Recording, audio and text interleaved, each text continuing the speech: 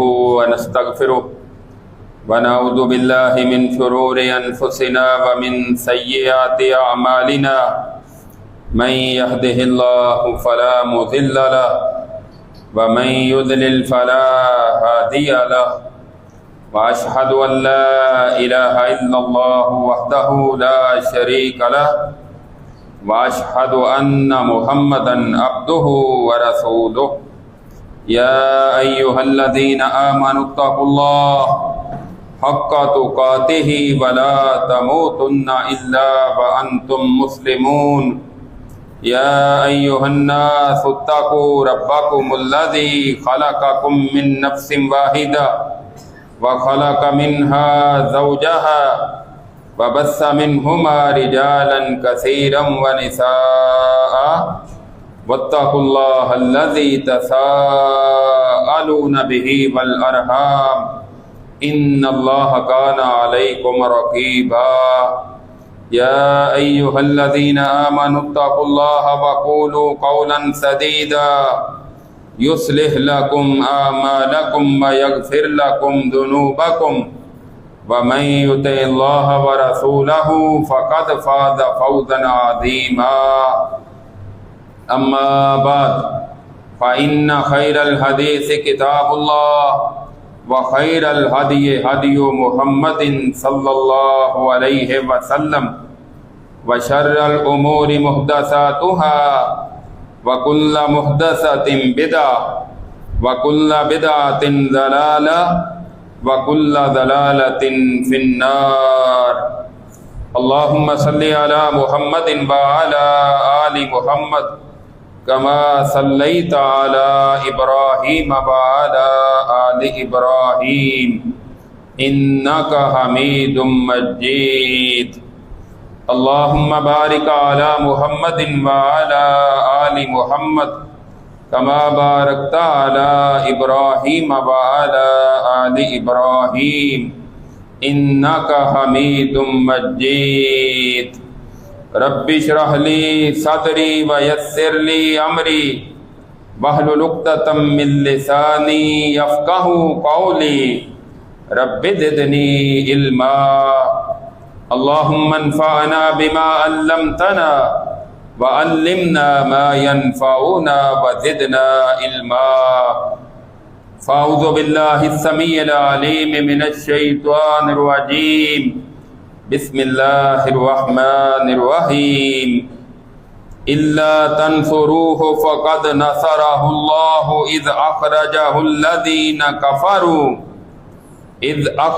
الذين كفروا ثاني اثنين إذ هما في الغار إذ يقول لصاحبه لا تحزن إن الله معنا فأنزل الله سكينته عليه وأيده بجنود لم تروها وجعل كلمة الذين كفروا السفلى وكلمة الله هي العليا واللہ عزیز حکیم۔ ہر قسم کی حمد و ثنا اس اللہ وحدہ لا شریک کے لیے جو ساری کائنات کا خالق، مالک اور رازق ہے۔ درود و سلام امام الانبیاء، سید الانبیاء، سید الاولین والآخرین، ساری کائنات سے افضل اور اعلیٰ جناب محمد الرسول اللہ صلی اللہ تعالی علیہ وسلم کی ذات گرامی پر۔ سامعین محترم،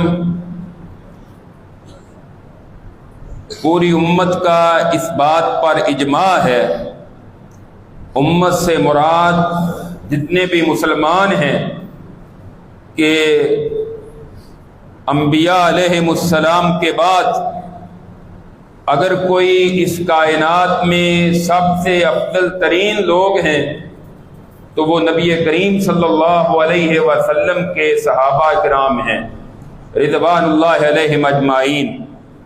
کیوں؟ نبی کریم صلی اللہ علیہ وسلم نے ارشاد فرمایا کہ تم میں سے کوئی شخص، یعنی بعد میں آنے والے عام لوگوں میں سے کوئی بندہ احد پہاڑ کے برابر سونا اللہ کے راستے میں خرچ کر دے تو میرے صحابی میں سے کوئی شخص ایک مٹھی بھر جوں یا کوئی غلہ اللہ کے راستے میں صدقہ کر دے تو کسی کا احد پہاڑ کے برابر مال اللہ کے راستے میں خرچ کیا ہوا میرے نبی نے فرمایا کہ میرے صحابی کی ایک مٹھی جوں کے صدقہ کیے ہوئے کا مقابلہ نہیں کر سکتی۔ اللہ رب العزت نے ان کو بہت عظمت اور بہت فضیلت عطا کی، اور بلا اتفاق صحابہ اکرام میں سے اگر کوئی سب سے افضل ہے، بلکہ انبیاء علیہم السلام کے بعد اس کائنات میں سب سے افضل ترین اگر کوئی انسان ہے تو وہ سیدنا ابو بکر صدیق رضی اللہ تعالی عنہ ہے۔ اگر کوئی نہیں مانتا تو نہ مانے، لیکن اس کا نہ ماننا اس کے لیے ہی وبال جان بن جائے گا۔ کیوں کہ سیدنا ابو بکر صدیق رضی اللہ تعالی عنہ کو میں نے یا آپ نے یا کسی مفتی نے یا کسی امام نے افضل نہیں بنایا، بلکہ کائنات کے رب نے ان کو افضل بنایا ہے، اور مدینے والے مصطفیٰ نے اپنی زبان مبارک سے ان کو تمام لوگوں سے افضل قرار دیا ہے۔ تو ایک مسلمان کا یہ عقیدہ ہے اور ہونا چاہیے کہ رسول اللہ صلی اللہ علیہ وسلم نے جو ارشاد فرما دیا ہے، ساری کائنات کے اقوال اور ان کی باتیں تو غلط ہو سکتی ہیں، لیکن مدینے والے کا فرمان گرامی غلط نہیں ہو سکتا۔ سیدنا ابو بکر صدیق رضی اللہ تعالی عنہ کا اصل نام عبداللہ تھا۔ یہ جو ابو بکر ہے یہ ان کی کنیت ہے، لیکن کنیت سے وہ زیادہ معروف ہے۔ اصل نام ان کا عبداللہ تھا، اور ان کے باپ کا نام اصل عثمان تھا، اور ان کے دادے کا نام عمر تھا۔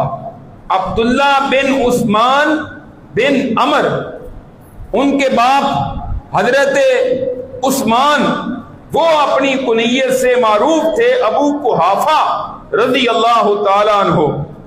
تو وہ فتح مکہ کے موقع پر جا کر مسلمان ہوئے۔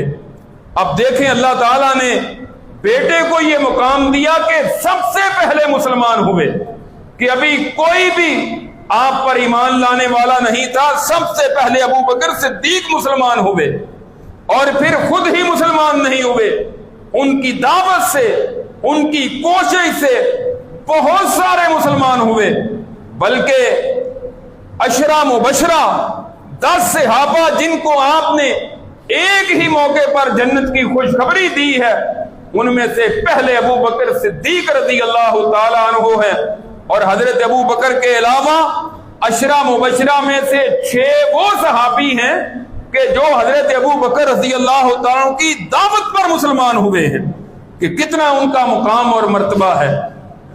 حضرت ابو بکر رضی اللہ تعالیٰ عنہ کے باپ فتح مکہ کے موقع پر جا کر مسلمان ہوئے، اور بوڑھے تھے، سفید داڑھی تھی، تو رسول اللہ صلی اللہ علیہ وسلم کے پاس حضرت ابو بکر رضی اللہ تعالیٰ عنہ اپنے باپ کو لے کر آئے کہ اب یہ اسلام قبول کرنا چاہتے ہیں۔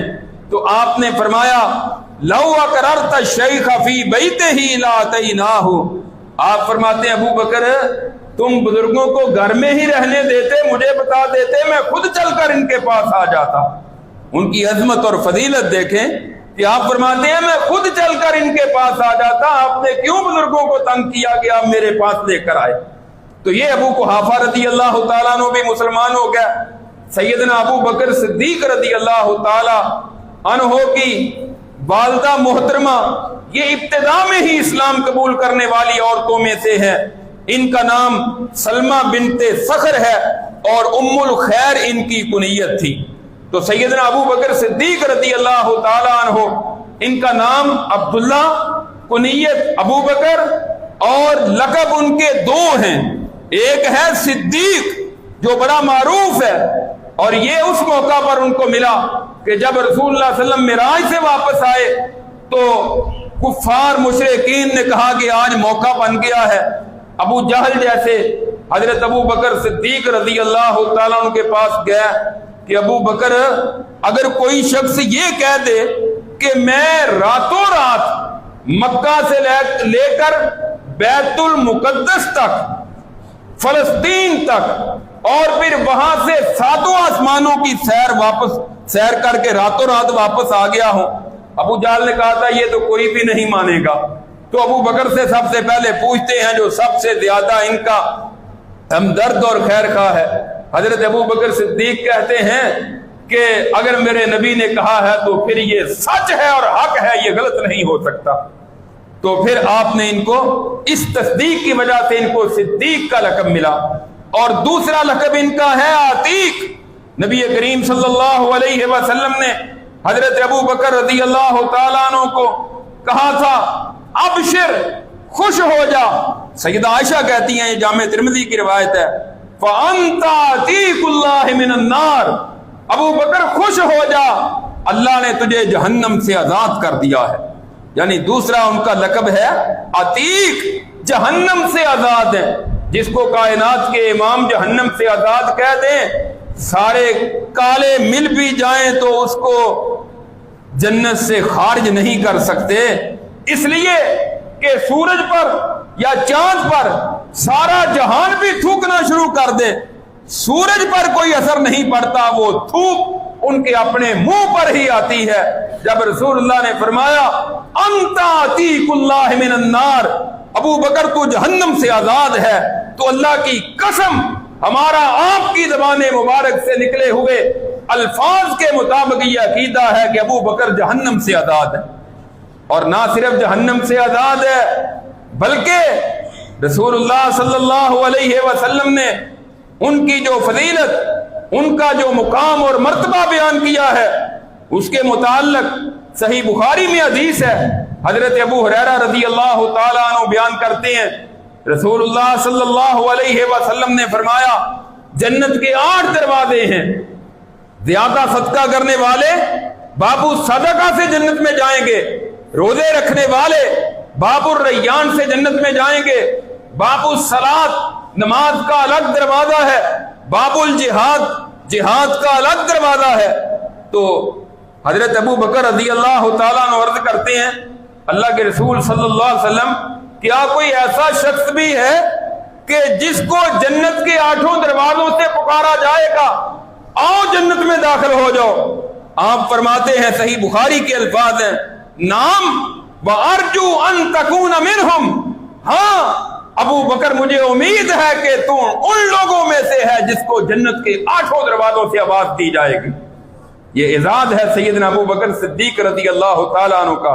اور پھر صحیح مسلم میں ہے، سیدنا ابو ہریرہ رضی اللہ تعالیٰ عنہ بیان کرتے ہیں، نبی کریم صلی اللہ علیہ وسلم نے ایک دن فرمایا من اصبح منکم اليوم، آج کے دن کس نے صبح کی ہے، من اصبح منکم اليوم، آج تم میں سے کس نے صبح کی ہے کہ اس نے روزہ رکھا ہو۔ حضرت ابو بکر صدیق کہتے ہیں اللہ کے رسول میں نے روزہ رکھا ہے۔ آپ فرماتے ہیں کون ہے جس نے آج کسی مسکین کو کھانا کھلایا ہو؟ حضرت ابو بکر صدیق کہتے ہیں اللہ کے رسول میں نے کھلایا۔ آپ فرماتے ہیں کون ہے میرے صحابہ کہ جس نے آج کسی مریض کی عیادت کی ہو؟ ابو بکر صدیق کہتے ہیں میں نے کی ہے۔ آپ فرماتے ہیں کون ہے کہ جس نے آج کسی مسلمان کے جنازے میں شرکت کی ہو؟ ابو بکر صدیق کہتے ہیں اللہ کے رسول میں نے جنازہ پڑھا ہے۔ اور یہ ان کو پہلے پتا نہیں تھا کہ اللہ کے رسول نے ان اعمال کے متعلق پوچھنا ہے۔ اس سے اندازہ ہوتا ہے کہ ابو بکر صدیق کی یہ روٹین ہوا کرتی تھی، نیکی کے کاموں میں وہ بہت آگے بڑھے ہوئے تھے۔ تو آپ نے ارشاد فرمایا مجتمعنا فی امرئ الا دخل الجنہ، جس میں یہ 4 چیزیں جمع ہو گئی وہ اللہ کی جنت میں داخل ہو جائے گا۔ تو ابو بکر صدیق رضی اللہ تعالیٰ عنہ کو اللہ رب العزت نے یہ اعزاز اور یہ مقام، یہ عظمت اور یہ فضیلت عطا کی کہ وہ اللہ رب العزت کی جنت کے وارث بنے۔ اور نہ صرف جنت کے وارث، حضرت علی بن ابی طالب، حضرت علی رضی اللہ تعالیٰ عنہ خود بیان کرتے ہیں، جو اہل بیت میں سے تھے، وہ خود یہ کہتے ہیں کہ نبی کریم صلی اللہ علیہ وسلم کے پاس ہم مجلس میں بیٹھے ہوئے تھے، آپ نے حضرت ابو بکر کو دیکھا، اور پھر حضرت عمر کو دیکھا اور پھر اشارہ کیا. آپ نے فرمایا ہذان سیدا کہول اہل الجنہ من الاولین والآخرین الا النبیین والمرسلین. آپ فرماتے ہیں یہ جو دونوں ہیں ابو بکر اور عمر، یہ جنت میں جتنے بھی بڑی عمر والے جائیں گے انبیاء اور رسولوں کے علاوہ پہلے اور پچھلے آدم علیہ السلام سے لے کر قیامت تک آنے والے نبیوں اور رسولوں کے علاوہ جتنے بھی بڑی عمر والے جنت میں جائیں گے سب کے سردار ابو بکر اور عمر ہوں گے رضی اللہ تعالی عنہم. ابو بکر نہ صرف جنتی ہیں، ابو بکر نہ صرف جنتی ہیں بلکہ جنتیوں کے سردار ہیں. اللہ رب العزت نے ان کو یہ فضیلت اور یہ مقام اور مرتبہ عطا فرمایا. تو میں آج کے اس خطبہ جمعہ میں کچھ گفتگو یہ کرنا چاہتا ہوں ابتدائی طور پر ان کی فضیلت اور عظمت کے بعد کہ نبی کریم صلی اللہ علیہ وسلم کے بعد خلیفہ بلا فصل سیدنا ابو بکر صدیق رضی اللہ تعالی عنہ ہیں. خلیفہ بلا فصل، جو لوگ اذان میں کہتے ہیں نا ہر روز اشہد ان محمد رسول اللہ و علی ولی اللہ و وصی رسول اللہ و خلیفۃہ بلا فصل، کہ میں گواہی دیتا ہوں محمد صلی اللہ علیہ وسلم اللہ کے رسول ہیں، اور اس کے بعد اضافہ کرتے ہیں اذان میں کہتے ہیں علی اللہ کے ولی ہیں، اور حضرت علی رضی اللہ تعالیٰ عنہ کو اللہ کے رسول نے وصیت کی تھی اور وہ آپ کے بعد خلیفہ بلا فصل ہیں، یعنی آپ کے بعد پہلے خلیفہ حضرت علی رضی اللہ تعالیٰ عنہ. یہ بالکل غلط ہے اور یہ باطل نظریہ ہے ہمارا مسلمانوں کا، اور ہمارا مسلمانوں کا کیا عرش کے رب کو بھی یہی پسند تھا. سب سے پہلے خلیفہ سیدنا ابو بکر صدیق تھے رضی اللہ تعالیٰ عنہ، دوسرے سیدنا عمر رضی اللہ تعالیٰ عنہ، تیسرے سیدنا عثمان رضی اللہ تعالیٰ عنہ، اور چوتھے سیدنا علی رضی اللہ تعالیٰ عنہ. ہم ان چاروں خلفائے راشدین کی خلافت کا اعتراف کرتے ہیں، لیکن سب سے جو پہلے خلیفہ بلا فصل ہیں وہ سیدنا ابو بکر صدیق رضی اللہ تعالی عنہ ہے. اس کے چند ایک دلائل حدیث سے سماعت فرمائیں. جامع ترمذی میں روایت ہے، حضرت حذیفہ رضی اللہ تعالی عنہ بیان کرتے ہیں ایک دن میں رسول اللہ صلی اللہ علیہ وسلم کے پاس بیٹھا ہوا تھا، لوگ آپ کے پاس مجلس میں موجود تھے. آپ نے فرمایا اقتدوا بالذین من بعدی ابی بکر و عمر، لوگوں میرے بعد تم ابو بکر اور عمر کی اقتدا کرنا، ان کی پیروی کرنا. سب سے پہلا نام آپ نے جو دیا ہے وہ ابو بکر رضی اللہ تعالی عنہ کا ہے کہ میرے بعد ان کی پیروی کرنا اور میرے بعد ان کی بات ماننا، میرے بعد ان کی اقتدا کرنا، میرے بعد ان کی اطاعت کرنا. کیا مطلب؟ خلیفہ کی اطاعت ہوتی ہے. رسول اللہ کے بعد جو سربراہ تھے، سربراہ مملکت تھے، وہ سیدنا ابو بکر صدیق رضی اللہ تعالیٰ عنہ بننے والے تھے. اور پھر نبی کریم صلی اللہ علیہ وسلم نے حضرت عبداللہ ابن عمر کہتے ہیں کہ ہم آپ کے دور میں سب سے افضل اگر صحابہ اکرام میں سے کسی کو سمجھ لیتے تھے وہ سیدنا ابو بکر رضی اللہ تعالیٰ عنہ کو سمجھتے تھے، اور پھر ان کے بعد حضرت عمر کو سمجھتے تھے، اور پھر ان کے بعد حضرت عثمان کو سمجھتے تھے. ان کے بعد ہم کسی کو ایک دوسرے پر فضیلت نہیں دیتے تھے. یہ حضرت عبداللہ ابن عمر رضی اللہ تعالیٰ عنہ کا بیان صحیح بخاری میں ہے. اور پھر سیدنا علی رضی اللہ تعالیٰ عنہ کا بھی یہی عقیدہ تھا، یہ بھی صحیح بخاری میں ہے. جب محمد بن حنفیہ نے ان کے بیٹے نے حضرت علی کے بیٹے نے ان سے پوچھا تھا ابا جان لوگوں میں سب سے افضل کون ہے، لوگوں میں سب سے اعلیٰ کون ہے، تو کہنے لگے ابو بکر صدیق ہیں رضی اللہ تعالیٰ عنہ. یہ کنہوں نے کہا تھا؟ سیدنا علی رضی اللہ تعالیٰ عنہ نے اپنی زبان مبارک سے یہ کہا کہ لوگوں میں سب سے افضل سیدنا ابو بکر صدیق ہیں. کہا ان کے بعد کون ہے؟ کہا عمر رضی اللہ تعالیٰ عنہ ہے. بیٹا کہنے لگا ان کے بعد تو آپ کا نمبر ہوگا. کہنے لگے نہیں، ما انا الا رجل من المسلمین، اور میں تو مسلمانوں میں سے عام بندہ ہوں، یعنی ان کے بعد ان کا نمبر نہیں. تیسرا نمبر حضرت عثمان کا تھا رضی اللہ تعالیٰ عنہ. اور رسول اللہ صلی اللہ علیہ وسلم کا ایک اور فرمان، یہ دروازہ ذرا چھوڑ دیں تاکہ آنے والوں کو جگہ مل جائے. رسول اللہ صلی اللہ علیہ وسلم سے حضرت عبداللہ بن عمر بن عاص رضی اللہ تعالیٰ عنہ کہتے ہیں کہ میں نے پوچھا تھا اللہ کے رسول صلی اللہ علیہ وسلم، آپ کو لوگوں میں سے سب سے زیادہ محبت کس سے ہے؟ آپ نے فرمایا عائشہ سے ہے. اللہ کے رسول میری مراد تو مردوں سے تھا کہ مردوں میں سے آپ کو سب سے زیادہ محبت کس سے ہے؟ آپ نے فرمایا ابو بکر سے ہے. ان کے بعد آپ نے فرمایا ان کے بعد عمر سے ہے. معلوم ہوتا ہے کہ رسول اللہ کو بھی سب سے زیادہ محبت اگر کسی کو تھی وہ سیدنا ابو بکر صدیق رضی اللہ تعالیٰ عنہ سے تھی. اور سیدنا ابو بکر کو سب سے زیادہ محبت تھی تو وہ رسول اللہ سے تھی.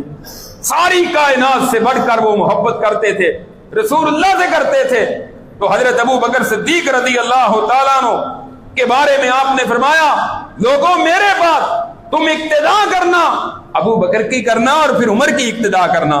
اور پھر صحیح بخاری میں ہے سیدنا جبیر بن مطعم رضی اللہ تعالیٰ عنہ بیان کرتے ہیں نبی کریم صلی اللہ علیہ وسلم کے دور میں ایک عورت آپ کے پاس آئی اپنی کسی حاجت کے لیے، اپنے کسی کام کے لیے، آ کر آپ سے عرض کرتی ہے اللہ کے رسول میرا یہ کام ہے.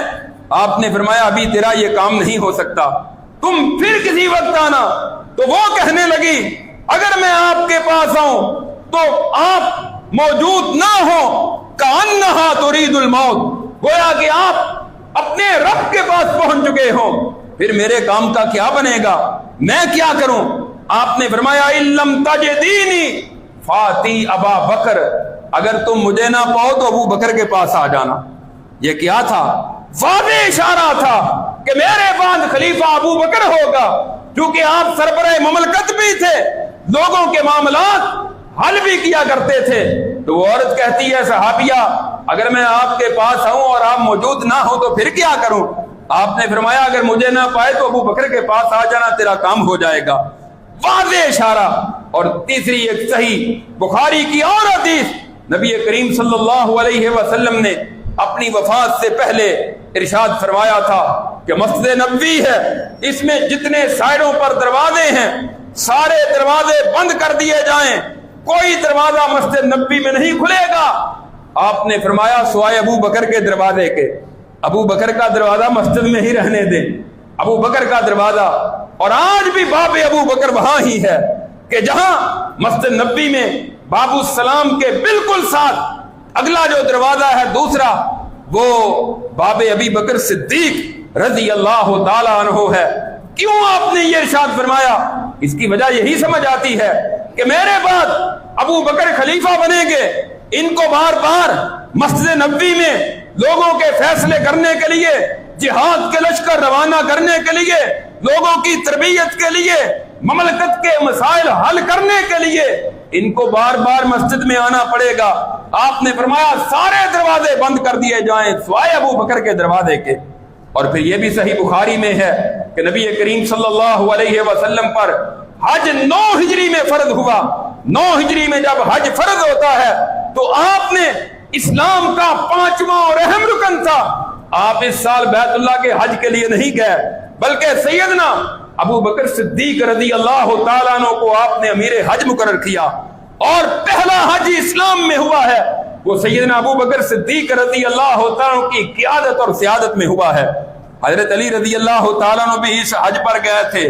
حضرت علی بھی اس بات کی وضاحت بھی ہے کہ آپ نے فرمایا تھا جا کر وہاں اعلان کرنا کہ آئندہ سال کوئی مشرک یہاں بیت اللہ کا طواف نہیں کرے گا، کوئی مشرک بڑھنا ہو کر بیت اللہ کا عمرہ نہیں کر سکے گا، جا کر اعلان کر دو. لیکن پہلے حج کے امیر کون تھے؟ سیدنا ابو بکر صدیق رضی اللہ تعالیٰ عنہ. اور پھر اسلام میں سب سے زیادہ عبادت میں سے جس کی اہمیت ہے وہ ہے نماز. رسول اللہ صلی اللہ علیہ وسلم بیمار ہوئے، آپ کی بیماری کافی زیادہ بڑھ جاتی ہے، بیماری میں اضافہ ہوتا ہے، تقریباً 14 دن آپ بیمار رہے.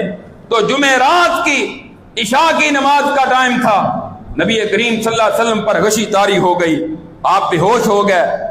حضرت بلال آتے ہیں، اللہ کے رسول نماز کا ٹائم ہو گیا ہے، آپ اٹھتے ہیں لیکن پھر بے ہوش ہو جاتے ہیں، 2 مرتبہ 3 مرتبہ ایسا ہوا، پھر آپ نے ارشاد فرمایا مرو ابا بکر فلیصلی بالناس، ابو بکر کو کہہ دو لوگوں کو جا کر میرے مصلی پہ کھڑا ہو کر جماعت کروا دے۔ سیدہ عائشہ رضی اللہ تعالی عنہا عرض کرتی ہیں یہ مقام تو بڑا تھا رسول اللہ کے مصلی پر کھڑے ہونا، آج امام کعبہ کے مصلی پر کھڑا ہونا بہت بڑا اعزاز ہے جو وہاں کھڑا ہو کر جماعت کرواتا ہے۔ امام کعبہ ساری دنیا اس کی فضیلت اور اس کی عظمت اور اس کی شان کو مانتی ہے۔ ہمارے پاکستان کے ایک قاری صاحب ہیں، وہ سعودیہ میں مجھے ملے تو کہتے ہیں بہت پرانی بات ہے، وہاں مدرس تھے، بچوں کو پڑھاتے تھے، قرآن حفظ کرواتے تھے، بیت اللہ میں ان کی ڈیوٹی تھی، تو کہتے ہیں اس دور کے جو بیت اللہ کے امام تھے وہ کسی بیرونی ملک جا رہے تھے تو کہنے لگے میری وہ ڈیوٹی لگا کر گیا کہ آپ نے 3 دن بیت اللہ میں جماعتیں کروانی ہیں۔ انہوں نے یہ بات خود بتائی تو یہ بہت بڑی فضیلت کی بات ہے کہ امام کعبہ کی جگہ کھڑے ہو کر نماز پڑھانا، اور امام کعبہ کی جگہ کھڑے ہو کر، امام مسجد نبوی کی جگہ کھڑے ہو کر جماعت کروانا یقیناً بڑے اعزاز کی بات ہے، لیکن مدینے والے مصطفیٰ کے مصلی پر کھڑے ہو کر جماعت کروانے کا تو کوئی مقابلہ ہی نہیں کیا جا سکتا کہ آپ کے مصلی پر اور پھر آپ کی زندگی میں اور پھر مسجد نبوی میں اور آپ کے حکم پر آپ نے فرمایا ابو بکر کو کہہ دو کہ لوگوں کو جماعت کروا دے۔ سیدہ عائشہ رضی اللہ تعالی عنہا کہتی ہیں آقا میرے باپ ابو بکر بڑے رقیق القلب ہیں، وہ قرآن پڑھیں گے آپ کو نہیں دیکھیں گے، پہلے آپ کے پیچھے کھڑے ہو کر نماز پڑھا کرتے تھے، جب آپ نظر نہیں آئیں گے تو ان کی آنکھوں سے آنسو کی جھڑیاں لگ جائیں گی، ان کے لیے مشکل ہو جائے گا، آپ کسی اور کو کہہ دیں۔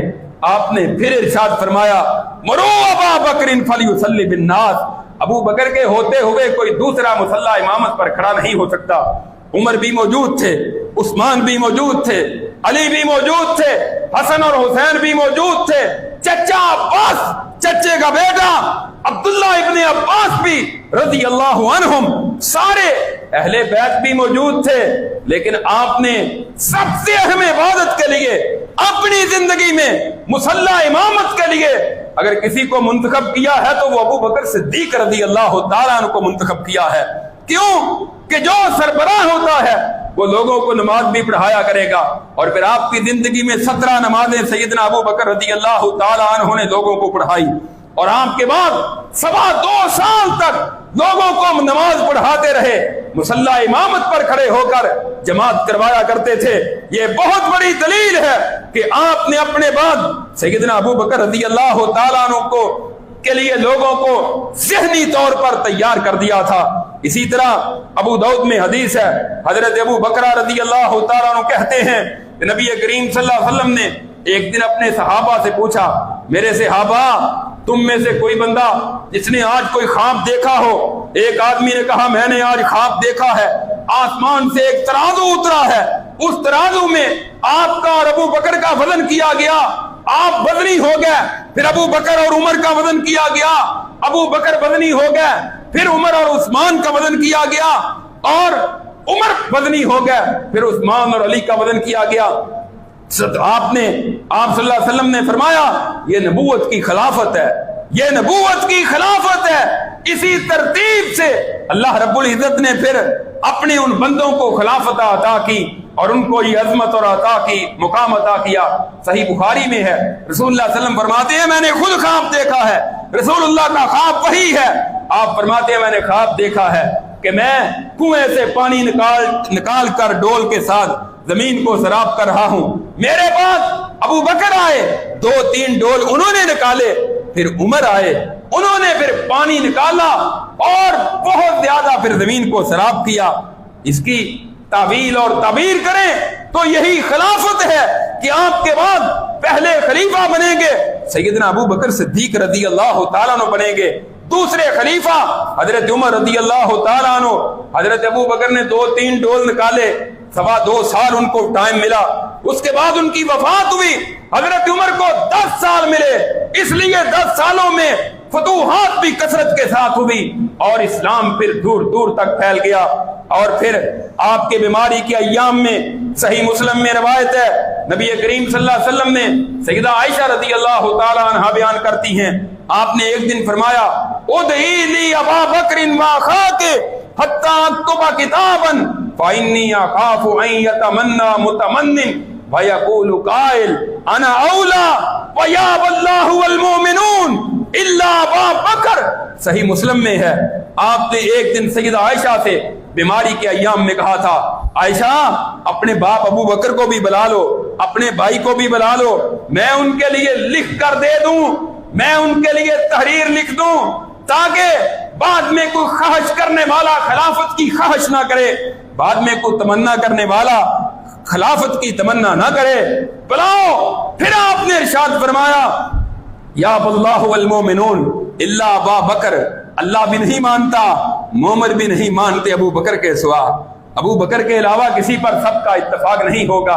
اور ایسے ہی ہوا کہ آپ کے بعد لوگوں کا جب اجتماع ہوا ثقیفہ بنو سعدہ میں تو وہاں حضرت ابو بکر رضی اللہ تعالی نے خطبہ دیا، انصار کہنے لگے ایک امیر ہمارا بن جائے، ایک امیر مہاجرین تمہارا بن جائے۔ حضرت ابو بکر صدیق نے فرمایا، آپ نے ارشاد فرمایا تھا الائمۃ من قریش، صحیح بخاری کے الفاظ، خلیفہ قریش میں سے ہوگا، ہم امیر ہوں گے تم ہمارے وزیر ہوگے۔ اور حضرت ابو بکر کے ساتھ حضرت عمر بھی تھے، حضرت ابو عبیدہ بن جراح بھی تھے، دونوں عشرہ مبشرہ میں تھے۔ ابو بکر کہتے ہیں ان دونوں میں سے کسی ایک کی بیعت کر لو، حضرت عمر کہتے ہیں ہماری بیعت نہیں کی جائے گی، ابو بکر صدیق آپ کی بیعت کی جائے گی۔ اور پھر سب لوگوں نے حضرت ابو بکر صدیق کی بیعت کی، اور آپ کی زندگی میں اہل بیت میں سے صحابہ اکرام میں سے کسی نے یہ نہیں کہا کہ خلافت کا حق ابو بکر کا نہیں تھا، علی کا تھا یا کسی اور کا تھا، سب نے آپ کو خلیفہ بلا فصل تسلیم کیا، سب نے اعتراف کیا۔ 2.25 سال تک آپ کی خلافت چلتی رہی، آپ کے پیچھے جمعہ پڑھا کرتے تھے، آپ کے پیچھے نمازیں پڑھا کرتے تھے، آپ کی فتوحات میں صحابہ شریک تھے، جہاد کیے، قافلے روانہ کیے، لشکر بھیجے۔ ابو بکر صدیق رضی اللہ تعالیٰ کی قیادت اور سیادت میں اسلام آگے بڑھتا گیا۔ اور ایک اور حدیث ہے رسول اللہ صلی اللہ علیہ وسلم نے صحیح بخاری میں ہے کہ آپ نے، لوگ کہتے ہیں کہ حضرت علی کی خلافت آپ نے لکھوانا چاہی تھی لیکن حضرت عمر نے روک دیا تھا، حدیث کرداس کے نام سے یہ حدیث مشہور ہے، وہ حدیث بھی میں آپ کو سنا دیتا ہوں۔ آپ نے بیماری میں ایک دن کہا تھا آؤ میرے لیے قلم اور دوات لاؤ میں لکھوا دوں تاکہ میرے بعد کوئی گمراہ نہ ہو جاؤ تم۔ تو پھر حضرت عمر رضی اللہ عنہ نے آپ کی حالت دیکھی، حضرت عمر کہتے ہیں کہ آپ پر بخار کی شدت، تکلیف کی شدت ہے، تو کیا ضرورت ہے کہ ہم آپ کو تنگ کریں؟ لوگوں کو کہتے ہیں وَعِندَكُمُ الْقُرْآنُ، لوگوں تمہارے پاس قرآن موجود ہے، فَحَسْبُنَا کتاب اللہ، ہمارے پاس اللہ کی کتاب موجود ہے، ہمارے لیے وہی کافی ہے، اللہ کی کتاب میں سارے احکامات موجود ہیں۔ کچھ صحابہ کہنے لگے نہیں رسول اللہ نے کہا ہے تو لکھوا لیا جائے، کچھ نے کہا رہنے دیجئے، کچھ کہنے لگے لکھوا لیں، کچھ کہنے لگے رہنے دیں۔ رسول اللہ صلی اللہ علیہ وسلم نے عمر کے قول کے مطابق آپ نے فرمایا چھوڑو رہنے دو، قوموا عنی، جو میرے پاس سے چلے جاؤ۔ امام ابن تیمیہ رحمہ اللہ فرماتے ہیں اس حدیث پر وضاحت کرتے ہوئے اپنی کتاب منہاج السنۃ النبویہ میں لکھتے ہیں، کہتے ہیں اگر رسول اللہ ضرور لکھوانا چاہتے تھے تو آپ کو کوئی روک نہیں سکتا تھا، کس کی مجال تھی کہ روک لیتا؟ جب پہلے بھی آپ نے ارادہ کیا کہ ابو بکر کے بارے میں عائشہ کو کہا کہ بڑھو ان کو میں لکھوا دوں، لیکن پھر آپ نے ارادہ ترک کر دیا۔ یہاں بھی آپ نے ارادہ کیا تھا تو آپ نے ارادہ ترک کر دیا، چونکہ عمر نے کہا تھا ہمارے پاس اللہ کی کتاب قرآن موجود ہے، ہمارے لیے وہی وعدے ہے۔ اس میں کہاں سے نکال لیا کہ حضرت علی کے بارے میں آپ نے لکھنا تھا؟ یعنی اشارہ تک نہیں ملتا۔ حضرت ابو بکر کے بارے میں تو واضح آپ نے اپنی زبان مبارک سے کہا ابو بکر کو بلاؤ، ان کے بھائی عائشہ اپنے بھائی کو بلاؤ کہ میں لکھوا دوں۔ اور پھر آپ نے فرمایا عرش والا بھی نہیں مانتا، مومر بھی نہیں مانتے ابو بکر کے علاوہ کسی کو، یعنی میرے بعد ابو بکر کی خلافت ہوگی، یہ آپ کے واضح اشارات تھے۔ اور پھر حضرت علی رضی اللہ تعالیٰ نے کبھی نہ دعویٰ کیا ہے نہ ان کے پاس کوئی ایسی تحریر تھی، اور اگر کوئی ایسی ہوتی تو واضح کرتے۔ حضرت ابو جحیفہ کہتے ہیں، صحیح بخاری میں ہے کہ میں نے حضرت علی رضی اللہ عنہ سے پوچھا تھا آپ کے پاس کوئی کتاب لکھی ہوئی تحریر ہے؟ انہوں نے کہا کچھ نہیں، میرے پاس کتاب اللہ کا قرآن ہے، وہی ہے، یا پھر فہم قرآن ہے، یا پھر ایک صحیفہ ہے میرے پاس۔ کہا اس صحیفے میں کیا لکھا ہوا ہے؟ اس صحیفے میں اگر کوئی وصیت لکھی ہوتی تو وہ پیش کرتے۔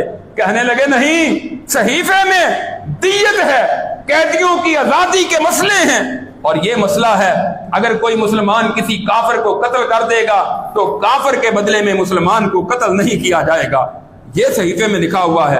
کبھی انہوں نے اس بات کا اقرار نہیں کیا، کبھی انہوں نے اس بات کا دعویٰ نہیں کیا۔ آج جو کہا جاتا ہے کہ وہ خلیفہ بلا فصل تھے، ایسا نہیں تھا، اللہ نے جیسے پسند کیا ویسے ہو گیا، جیسے رسول اللہ نے پسند کیا اس کے مطابق سب سے پہلے خلیفہ سیدنا ابو بکر صدیق، خلیفہ بلا فصل ابو بکر صدیق، غار ثور کے ساتھی، آپ کے ہجرت کے سفر کے ساتھی سیدنا ابو بکر صدیق، اور صرف ہجرت کے ساتھی نہیں، ہر موقع پر آپ کے ساتھی۔ صحابہ کہتے ہیں رسول اللہ خود ہی فرمایا کرتے تھے، میں گیا میرے ساتھ ابو بکر اور عمر گئے، میں آیا ابو بکر اور عمر آئے، ساتھ ہوتے تھے، اور اللہ دنیا کے بھی ساتھی۔ اور پھر جب قبر میں گئے تو اللہ نے قبر میں بھی ساتھ الگ نہیں کیا، قبر کے بھی ساتھی، تو قبر کے ساتھی ہیں تو کل جنت کے بھی ساتھی ہوں گے۔ آپ کے ساتھ ابو بکر ہوں گے، عمر ہوں گے، غار ثور میں کوئی اور نہیں تھا، ابو بکر تھے۔ آج قبر میں آپ کی ساتھ والی قبر میں عمر ہے، اور تیسری قبر میں آپ کے ساتھ والی قبر میں حضرت ابو بکر ہیں، اور تیسری قبر میں عمر ہیں، کوئی اور نہیں ہے۔ جنت میں بھی وہ ایسے ہی ہوں گے، بلکہ اگر کوئی کہے کہ وہ جنت میں کیسے جائیں گے، سمجھ لو کہ وہ قرآن اور حدیث کی، رسول اللہ کی مخالفت کر رہا ہے، ان کا مقام کم نہیں ہوگا۔ آپ نے ارشاد فرمایا تھا ما بین بیتی و منبری روضۃ من ریاض الجنہ، آپ نے فرمایا میرے گھر سے لے کر میرے منبر تک یہ جنت کے باغیچوں میں سے ایک باغیچہ ہے۔ آج مسلمان ترستے ہیں مکہ میں چلے جائیں، مدینہ میں چلے جائیں، اور پھر وہاں جا کر ترستے ہیں مدینہ میں مسجد نبوی میں جائیں، اور مسجد نبوی میں جا کر کوشش ہوتی ہے کہ ریاض الجنہ میں جائیں۔ آج کل تو انہوں نے ایپ نکال دی ہے، ایپ سے ٹائم لینا پڑتا ہے ریاض الجنہ کا۔ مسجد نبوی میں آپ 24 گھنٹوں میں جب مرضی چلے جائیں، ریاض الجنہ یقیناً وہ افضل ترین جگہ ہے، آپ نے اس کو جنت کے باغیچوں میں سے باغیچہ قرار دیا ہے، اور وہی جنت کا باغیچہ ہے جہاں رسول اللہ لیٹے ہیں، جہاں ابو بکر سوئے ہوئے ہیں، اور جہاں عمر لیٹے ہیں، وہ تو دنیا میں جنت کے باغیچوں میں سے باغیچے میں ہیں۔